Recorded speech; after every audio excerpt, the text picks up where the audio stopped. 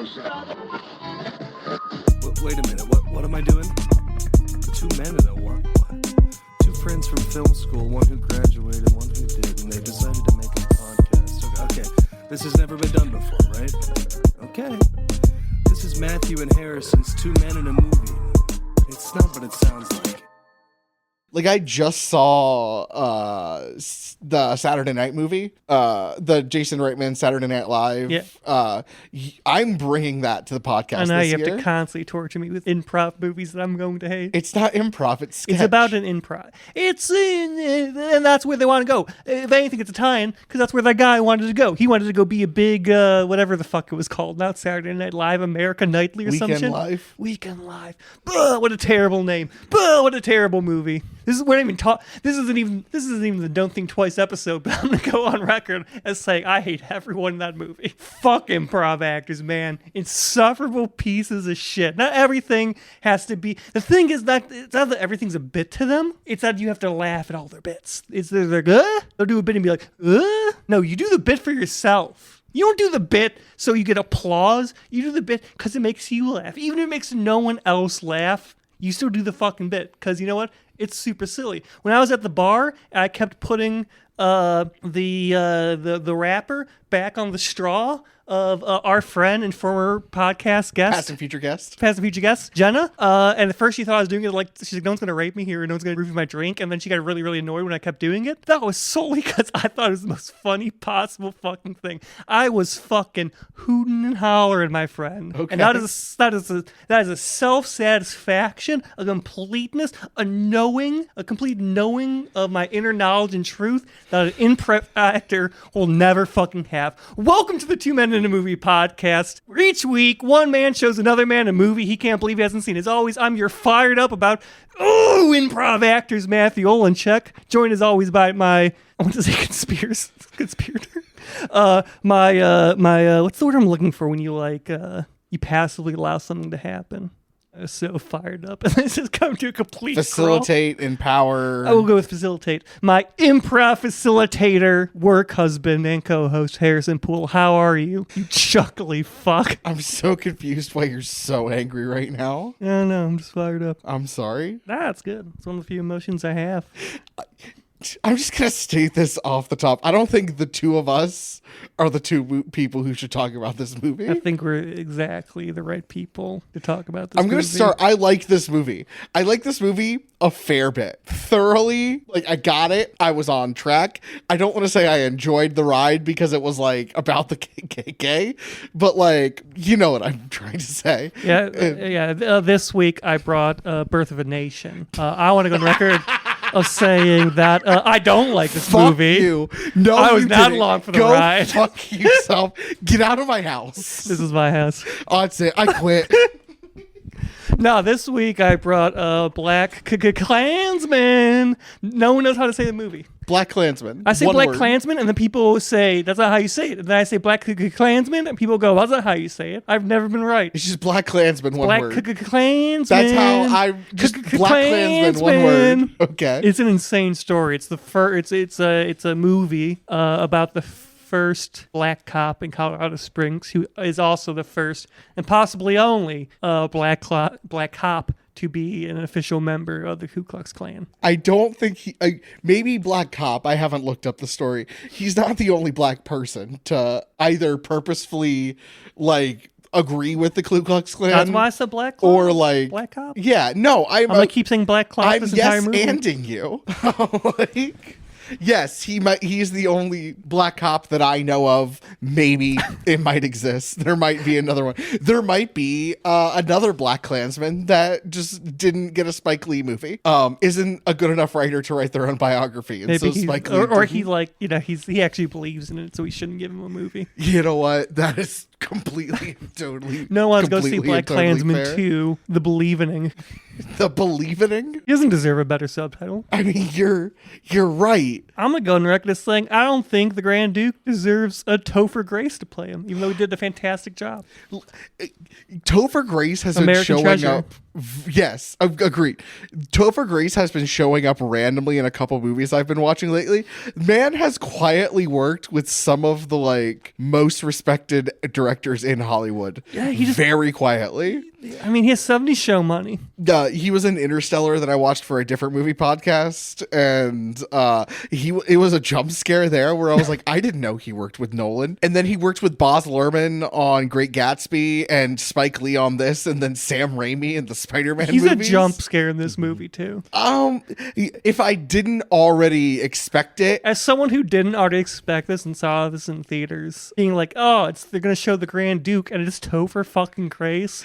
It was a jump scare. listen, excellent performance. It feels a little weird to be praising his performance playing David Duke. No, you can praise the performance of playing an idiot. No, but it sounds like you're really good at being a Grand Wizard. He is. He was so good that after he was done, he took a break and edited all the Hobbits together into one movie. I know.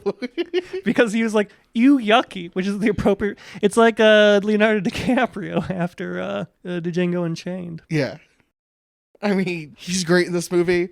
John David Washington, solid ass performance. Adam Driver, solid ass performance. Elva Buscemi, solid ass performance. Yeah. The Sarge is probably my favorite side character. He doesn't do much in this movie, but every scene he's in, I love him. He's just rather supportive and is just constantly laughing at the Klan. Can I tell you who I was jump scared by? Was Corey Hawkins, Kwame Ture. Really? Yeah, because I didn't know he was in this movie. And this was before he was like, no, this would have been after Straight Outta Compton, but it was before like In the Heights, and he had like his moment. I mean, he's still a working actor. Like, yeah, I'm not saying his moment's gone. Before and after has continued to be an but actor. you know what I mean. Yeah. Like, but so I didn't know he was in this movie, and then he shows up, and I'm like, that is not who I pictured would play this. He has such a. It's like a digital face, like a modern face. Yeah, like what I a mean. face for Facebook. Yes.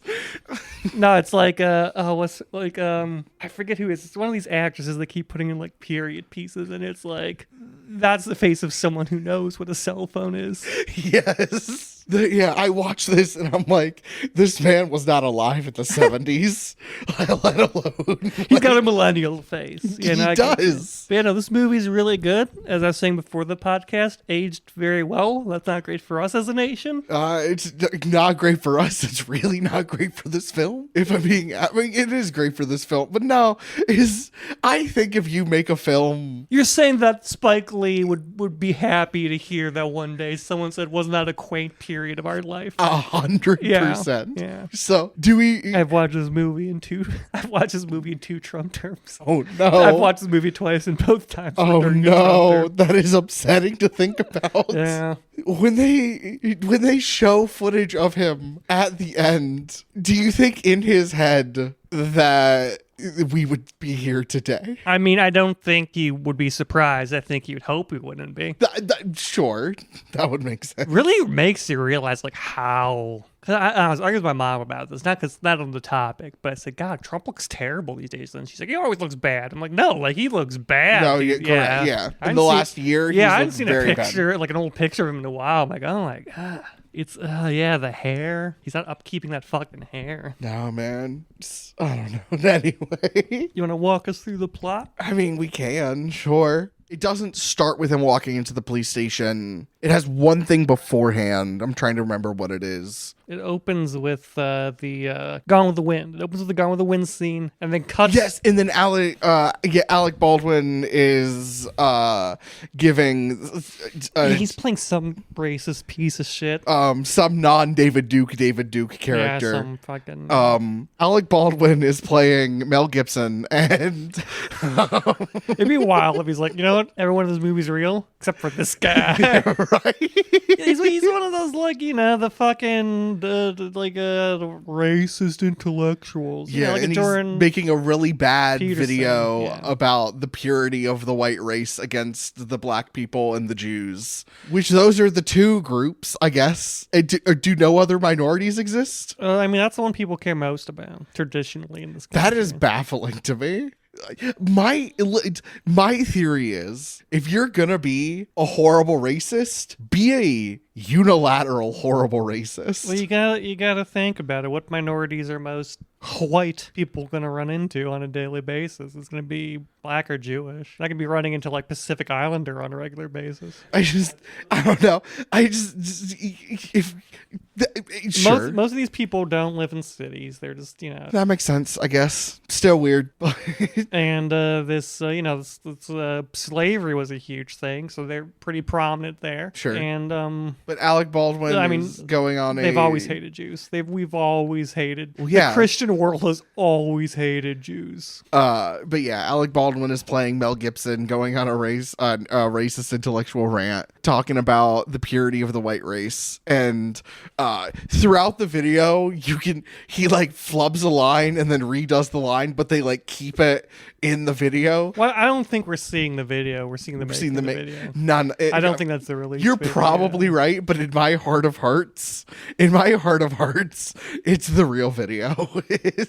Yeah, that's done. He sends, his heart goes out to everyone, and the video ends, and it's John David Washington playing Ron Stallworth walks into the Colorado Springs Police Department, and there's a big sign underneath that says "Minorities, please." Is it "Minorities, please apply"? Or encouraged to apply. Yeah, something like that. It'd be wild if they said "please." Minorities, please apply. I'm sure. Please.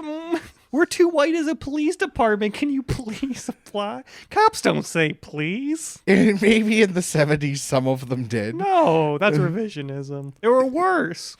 Ron wants to be an undercover cop. Yeah. But he's a rookie, and no one wants him to be an undercover cop. But there's an ex-Black Panther, Stokely Carmichael, who has changed his name to Kwame Ture, but they don't know that yet. The chief is like, Black Panthers.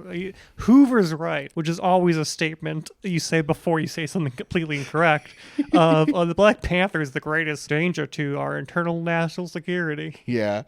But they agreed to let him like wear a wire and infiltrate that event. It's held by the Black Student Union, but as like not a member of the union, but as a just viewer of the event. Yeah, just an event they're hosting. And that's when he first starts working with Zimmerman, and I'm gonna call him Jimmy. But yeah, it's at that event that he meets the president of the student union, Patricia, and he like walks up to the group of, what's it called? Council, I guess. Like the president. It's a group of the leaders of the student union are having a conversation, and he like tries to join in their conversation. And first in the meeting with the captain, what's his name off the top of my head? I can't remember. Captain. Okay, Captain and Sarge. I'm just gonna call them that. Captain kinda racist. Captain kinda racist and Sarge. Sergeant Chuckles. He laughs a lot. Spoilers, he finds a lot of things that happen very funny in this movie. Because they all do. They're all having, throughout this movie, there are many times in which they're pulling one over on the Ku Klux Klan, and they think it's hilarious, because it is. But no one laughs louder or harder than the sergeant. But in that, like, interrogation, I guess, but like when he's being told... briefing. During the briefing, the captain's like, no, okay, is it during the briefing for this job or during the briefing for the KKK, where he has the, like, some black people talk white, some black people can talk jive. I happen to be fluid in both. This is when he just says he wants to be like an undercover guy. But yeah, okay, because the cap is briefing. Yeah, he says that to the captain directly, so I think that's when he's saying, because that comes back later. Yeah. But he talks to Patricia and like flirts, but also is trying to get information. And they go to try to cut the line too. Try to cut the line. And they go to the event, and it's like members of the Black Student Union and other viewers of the event, and Corey Hawkins comes up and leads a riveting speech about Black liberation and how they need to kill racist cops. And it's getting the crowd really excited. And Adam Driver and and Jimmy are in the other car listening in to his microphone. Because this is all brought up in the meeting next, because they're meeting with the chief, and he's like, "Oh, it's a dangerous thing," and like all the cops, Jimmy, Zimmerman, are like, No. Uh, I think it's Zimmerman that says it's just rhetoric. It's rhetoric. Ron was like, I was in the room. Trust me. Everyone was just riled up. I think Zimmerman follows up with the edge just like it's rhetorical. It's I would just say that kind of goes nowhere, but it doesn't because they get pulled over later. But like that actual plot line, other than him following that's why Patricia, he gets moved to intelligence. Yeah, I'm getting there. Okay. I'm trying to remember. Like I know that because he meets with Patricia later that night. And she tells the story of when Landers pulled them over, and like Landers sexually assaulted her and was like racist and violent to everyone while they were taking Kwame Ture to the hotel. Sexually harassed, threatened to sexually assault. I thought he felt her. Did he? Yeah, because he was patting down, but he like felt her. Oh yeah. He threatens more sexual assault instead of just the little bit of sexual assault. He's like, don't worry, there's more where that came from. I'm a cop. Oh. I'm a fucking pig. Oink, oink. The words "I'm a fucking cop" probably came out of his mouth at some point, even if we don't see it. So Ron is really bored at the office one day, and he sees in the paper like the phone number for the Ku Klux Klan.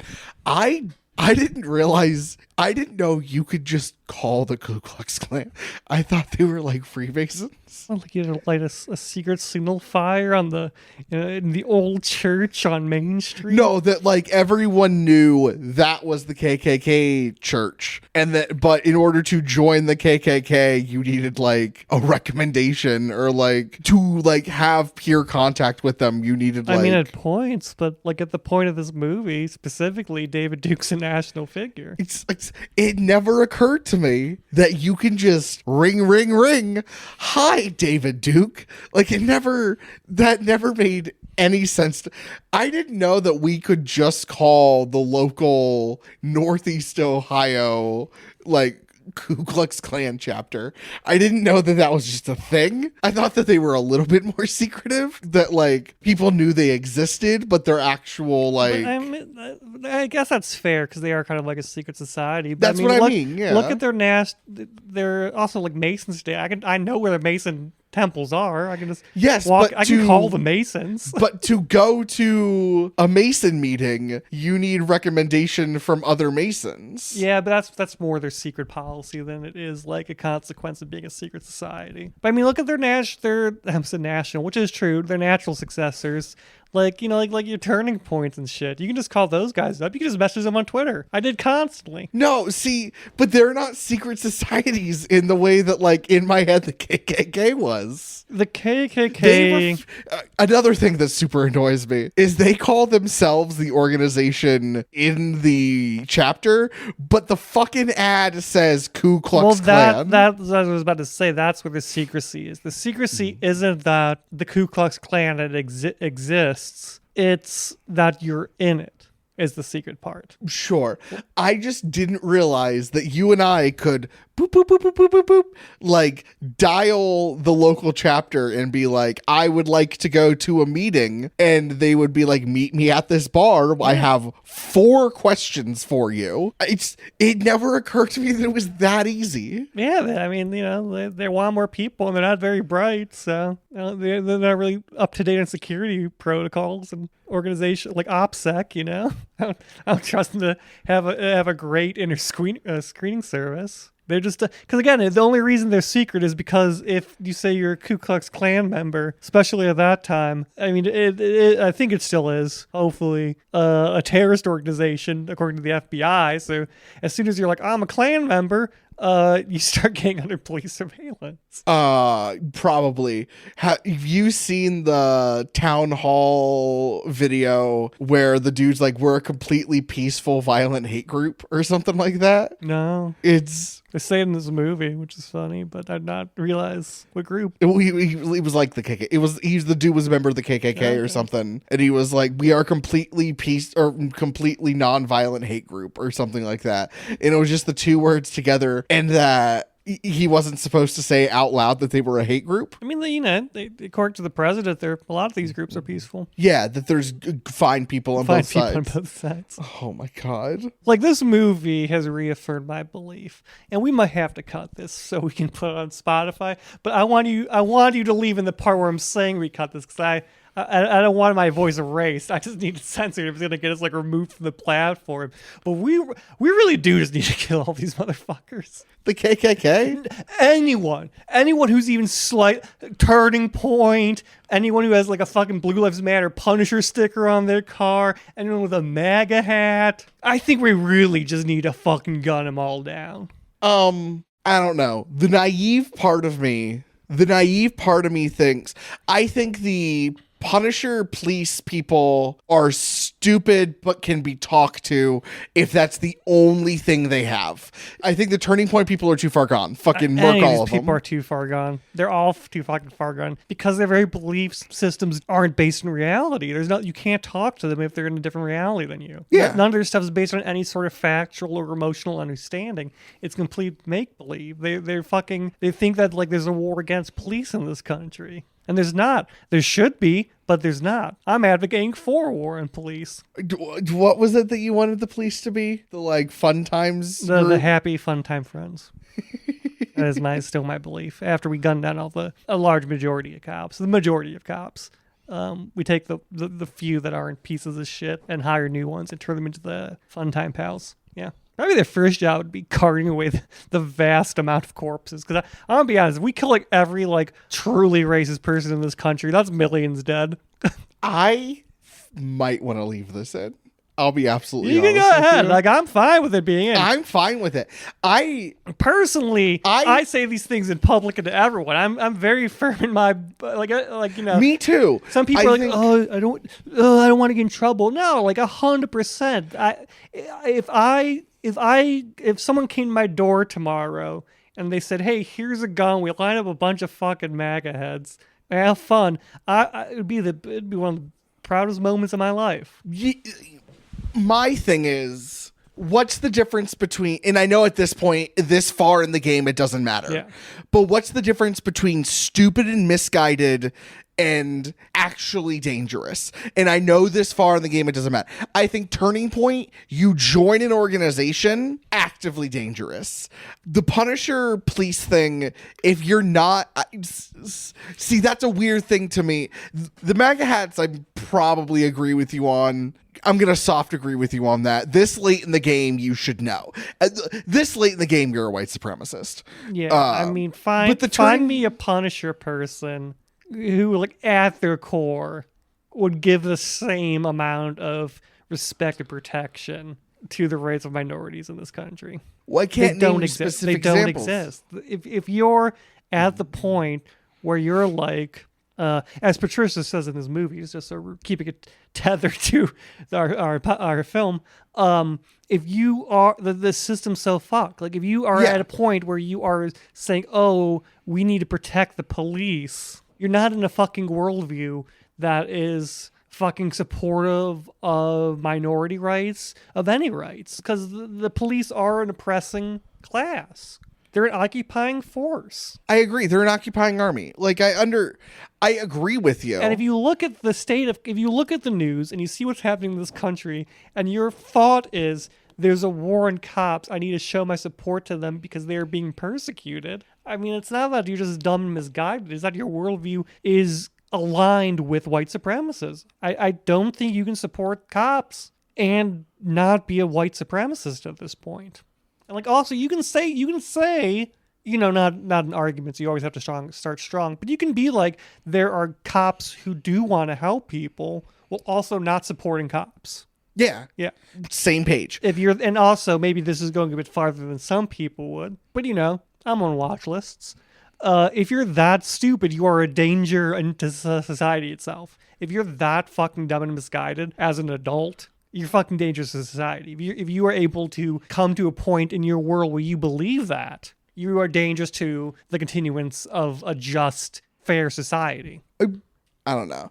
I think my struggle is, do we believe that life is a human right? Life? Yeah. Do you believe that life itself is a human right? I think so, as long as you keep in mind the tolerance paradox. That beside the point. If life itself is a human right and they are human, which they are inarguably, then you have to believe that they have a right to life. I don't think that's They I can don't think be it's beyond the point with no, they can be ostracized from society and they can be separate and you can build a society outside of them. But to believe that they are human and to believe that they have a right to life, that like life is a human right, then they have a right to be alive and we do not have the right to take away that life.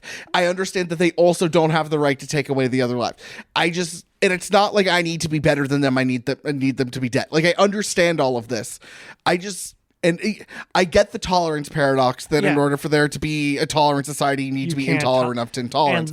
But at what point the right to human life can't exist with these people existing. These people's very existence takes that away from themselves based on their actions. It takes away from other people. But then it's not a human right. You can have human rights. You can have rights that are taken away. No, that it's not a right. Rights can't be taken away. Rights are constantly taken away. No, then it's not a right. Well, maybe taken away is the wrong term. They are like the moment that you see a group of people and say that because of just who they are, just the color of their skin, some fucking inconsequential bullshit. What they, they're Jewish, they're black, and you say they don't have the right to live, you forfeit your own right. I disagree with that. I think that's why we got where we are. I'm not saying everyone has to believe what I believe. I think most people won't. But I don't think you can forfeit a right. I think the point of it being a right is that it is inalienable. Like by whose authority? By some cosmic whatever. Like if it's a right, then it is inalienable. If we are, I think that the belief in an inalienable I don't think right, that we should be. I don't think that they should be allowed to function in our society.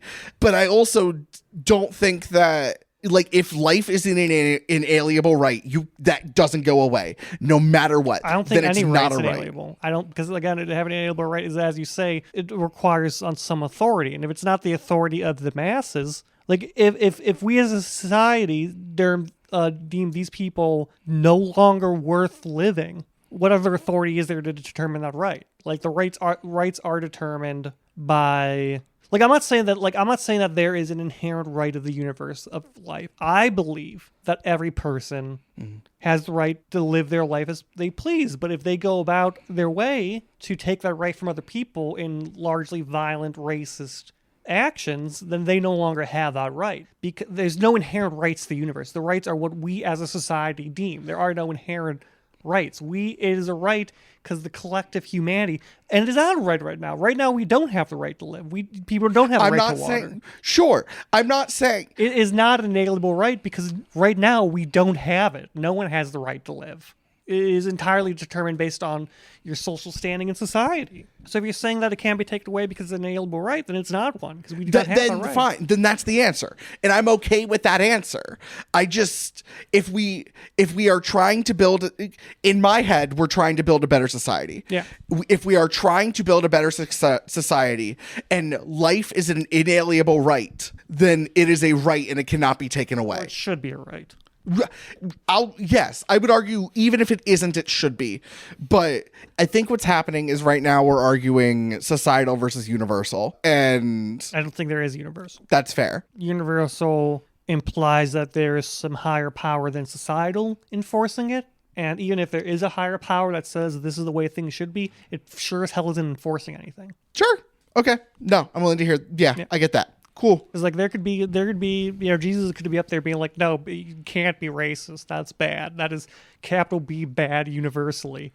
But unless Jesus is coming down here and doing his old stunts like he used to do, flipping tables and cursing trees. I also don't know if I was clear. Like I mostly agree with you. My issue was more like the actual act of, is life a right to life? Not these people are bad and they deserve to die. Yeah. I think they deserve to die, but whether or not we have any, for lack of a better phrase, right to like take that right away was my argument. With that being said, I do agree with you. They deserve to die. And I think if we don't have that right, then the society can never maintain any level of decency. Because if you don't have the ability to remove these people. Like if you as a society don't have the ability, and this is an extreme example, but to be like Hitler no longer has the right to live, then you are a society that will allow Hitlers. So you think on some level society gets corrupted all the time, eventually, always? I think it. Not that and it I'm not always, trying to put words in your mouth. I don't think that it always will. Yeah.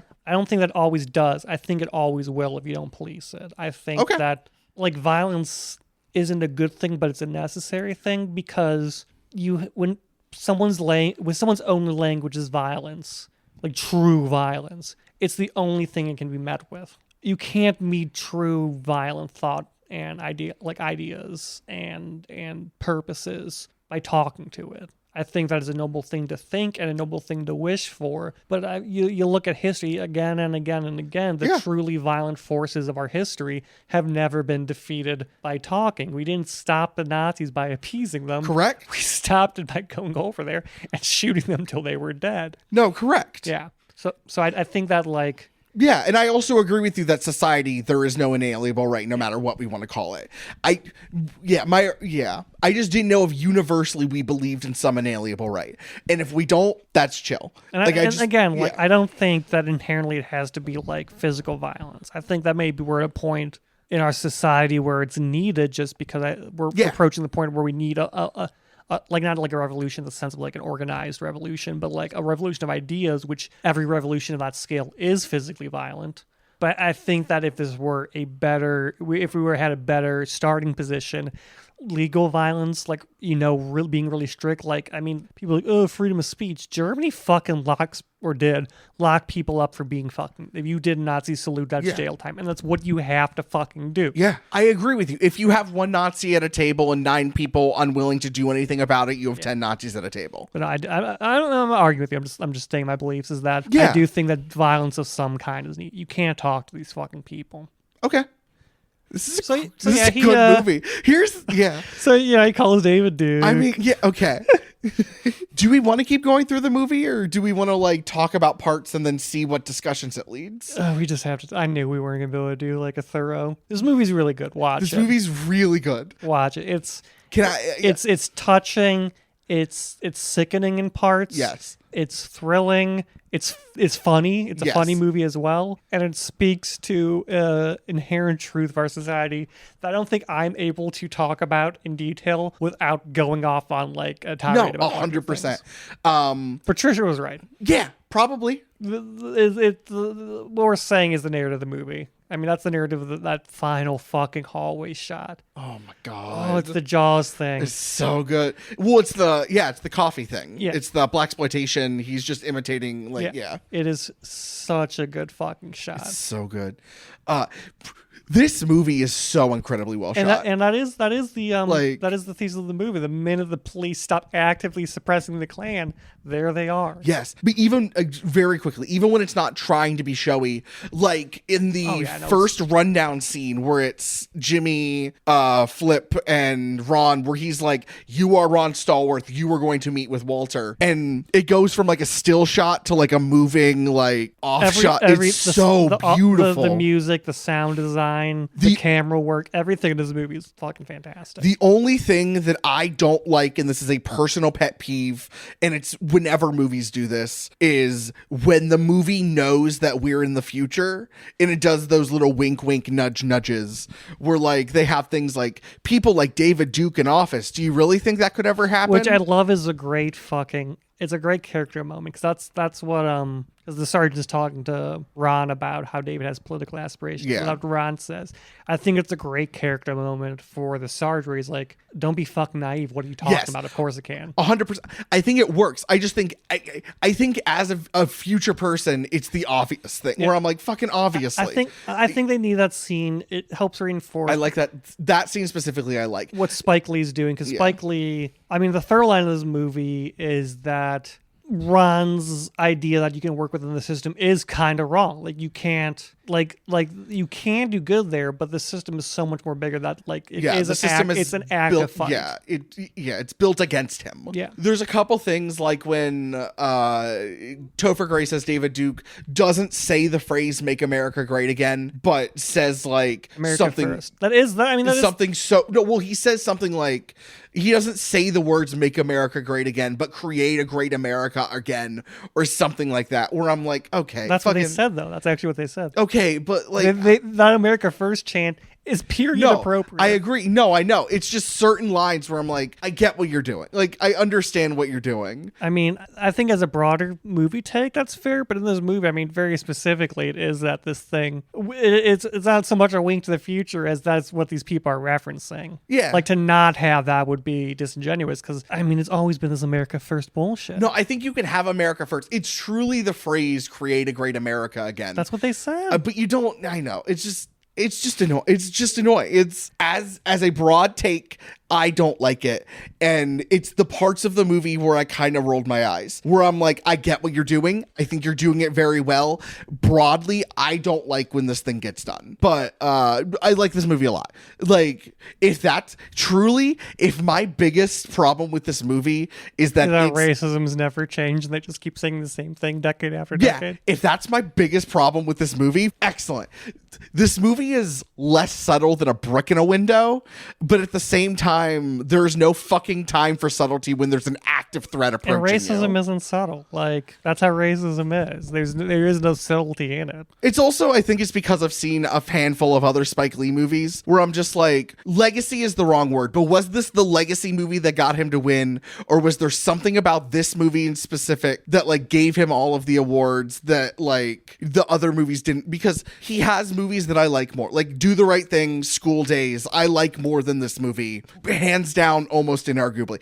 I like this movie a lot. It's just one of those where I'm like, what is it about this movie specifically this late in his career? Like, I think it's a movie I think it's just a very important movie to our time. It's very much a movie that's capturing the issues of our time while calling back to the fact that these issues have always been a thing. I mean, we're living in an era of recently unprecedented racism. I mean, obviously there's been worse racism, but we're having this huge fucking resurgence of all this shit. And this is a movie that both addresses that and points out that it's kind of always been this way. I agree with that take. I don't have any real backing of this. This is just a theory. I think Spike Lee, very much, especially early in his career, has made black movies for a black audience. And I think that this is one of the few times, or maybe the only time up till this point, where he has made an incredibly black movie for a white audience specifically. I don't think he made it for a white audience. I think it just found a white audience.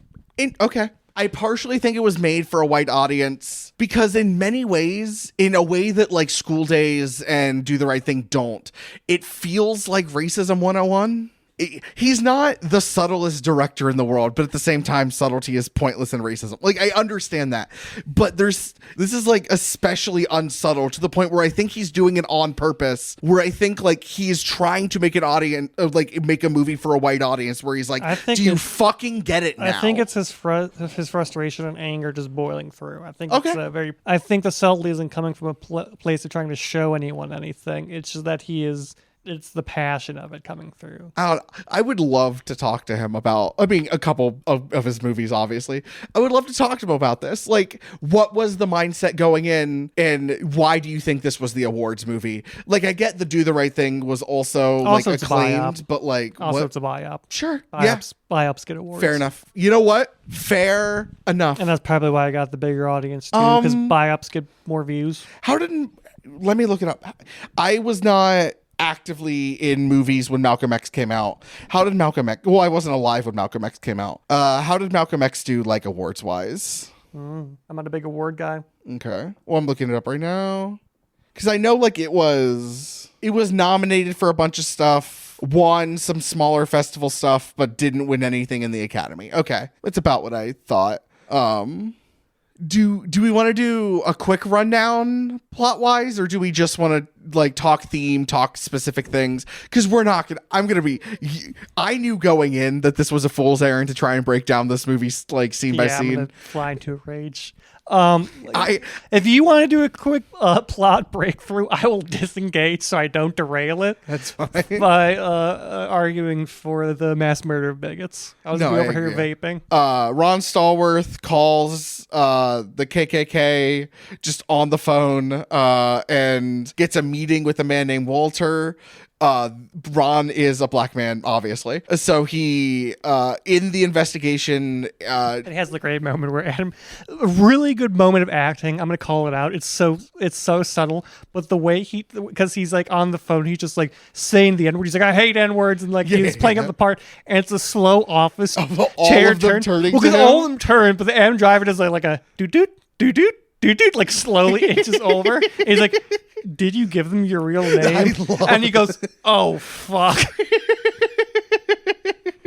So the Sarge and the chief reluctantly agreed to give him this investigation, to lead this investigation. Adam Driver is assigned to play Ron Stallworth for the KKK. And so Adam Driver is white Ron Stallworth in person. John David Washington is black Ron Stallworth on the phone. And also important that Adam Driver is of Jewish heritage. Yes, but was not raised Jewish culturally or societally in any way. And so never really considered himself a Jew. Yes, until his story arc is coming to terms with that in this movie. Where there's this moment where he's like, I am a Jew. I am Jewish. I never had a bar mitzvah. I didn't go to bar mitzvahs. Like this was never a part of my life, and I never thought about it, and I've been thinking about it a lot lately because the KKK also hates Jews. The crazy one is because Felix. Everyone in this movie is dangerous. I think it does a really good job of showing the rational racist versus the fanatic racist. Because Walter is the rational racist, who is the kind of person that you might not know is racist. You probably, if you just ran into him at the sports bar every Saturday, you wouldn't think, oh, this guy's a member of the Ku Klux Klan unless he brought it up. Oh, what's the crazy man? Felix is frothing at the mouth. Yes. Racist. And then Ivan, Khan's like, are you a Jew? Yeah. Are you a Jew? And Walter's like, cut it out, dude. Yeah, and Ivanhoe is just like belligerent. I think plays into a really good part, which is as Walter says, this is why we have trouble keeping new members. Yes. And that does call to a lot of the tactics they use this time. I have to cut myself off before I go into a rant, but it is the idea that they've really kind of toned it down and moved away from the frothing racism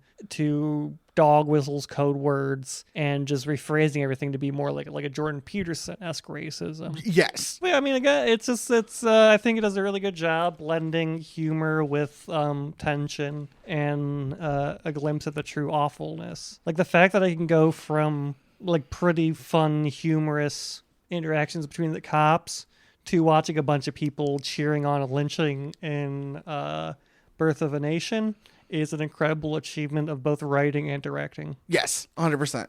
Probably, if I had to pick an absolute favorite moment of the movie, it's the taking the Polaroid. John David Washington gets assigned to protect David Duke during the initiation. Everyone's like, this is a bad idea. He's black, and also he's heard him talk on the phone. But he gets assigned security detail, and probably my favorite moment is when he's like, no one is going to believe me who I was security for today. Can you please take this picture with me? And very like apprehensive, he's like, I mean, sure, dude. And he John David Washington hands the Polaroid to Adam Driver, and right as he's taking the picture, he puts his arm around David Duke and the other KKK member, and they just have this horrible recoil moment. And then immediately he's like, if you put a hand on me, I'm arresting you for assaulting an officer. Yes, it's like, try me. Also, which they reference later when he's like, when you put your arm around him, I almost shit myself.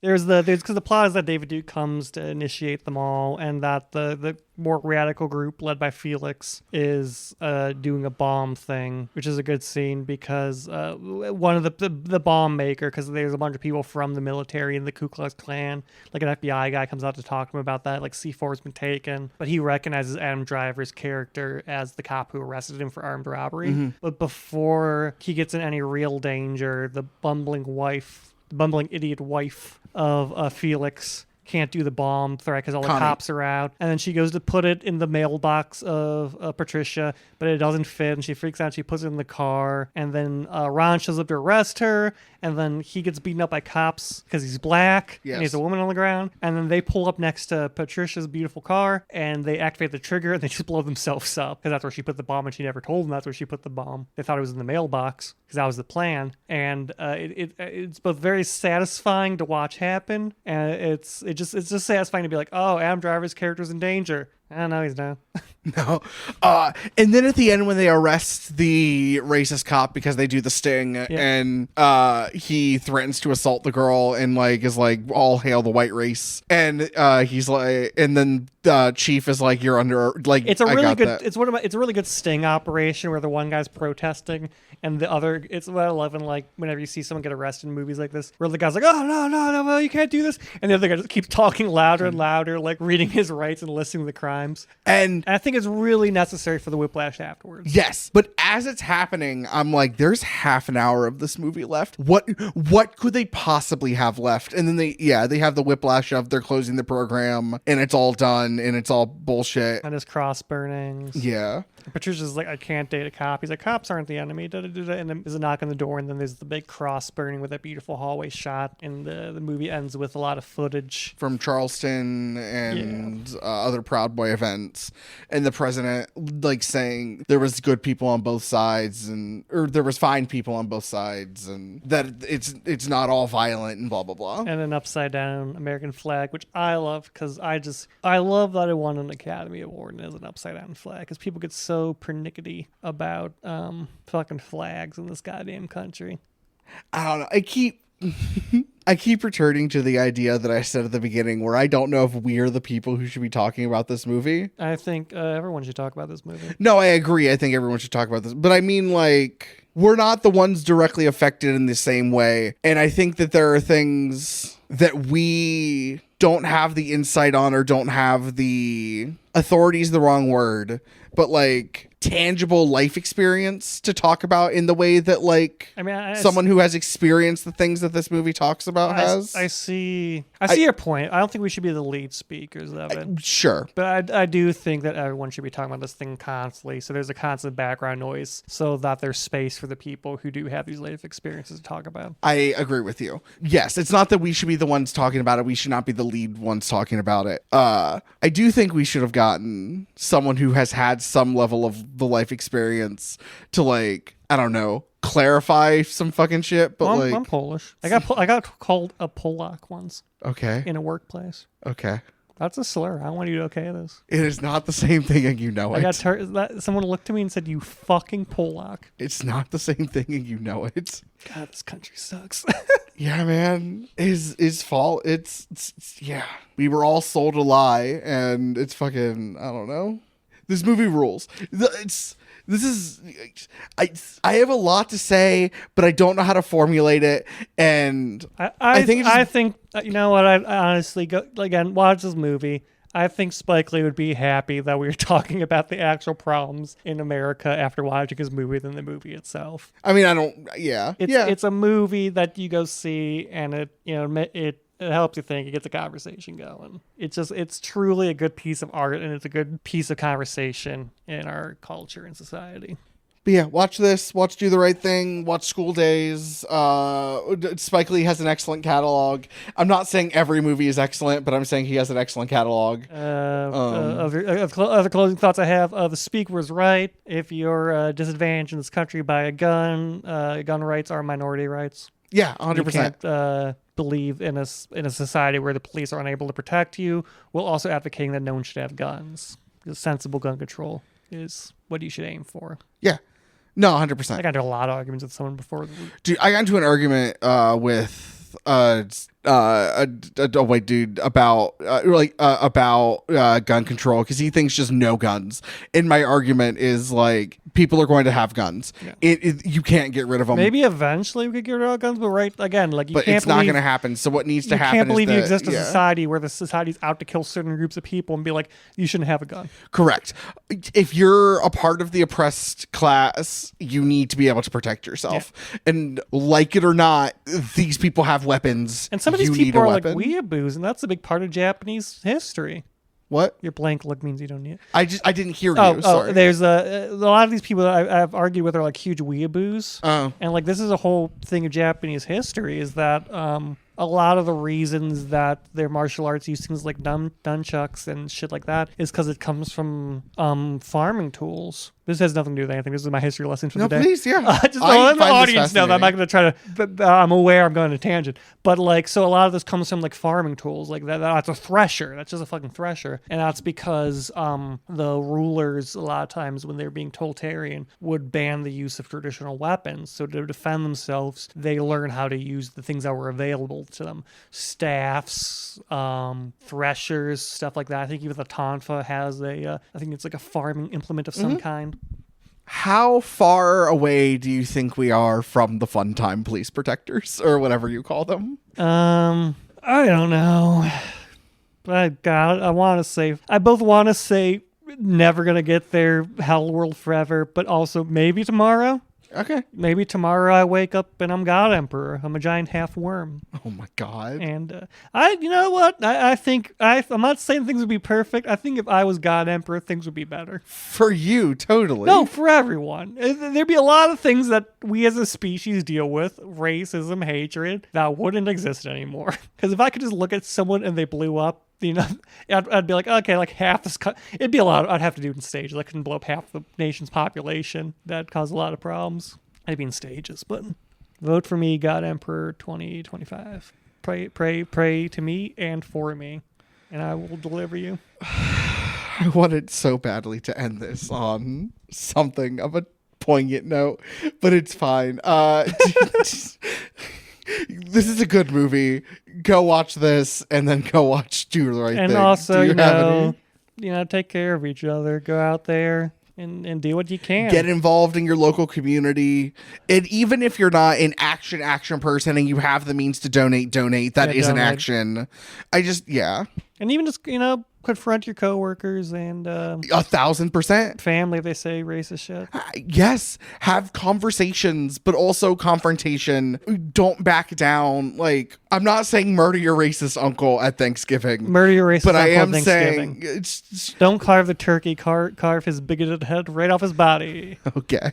That's what I'm saying. I think that is kind of not extreme is the wrong word. It's the closest word I can think of is pointless, but that's not the actual word I'm thinking of. But confront, have a conversation, to have a screaming match if you fucking want. But I don't know. We're far gone. Shit's bad. Shit's fucking weird. Fucking try and do something. Get involved in any way, shape, or form. And even if you just survive, that's doing something. 1,000%. And if you look like us on some level, understand that in this moment you're not the main character. Yeah. Follow the advice of people who know better than And you. again, I can't trust enough. Just surviving is enough. Just making it through this. 100%.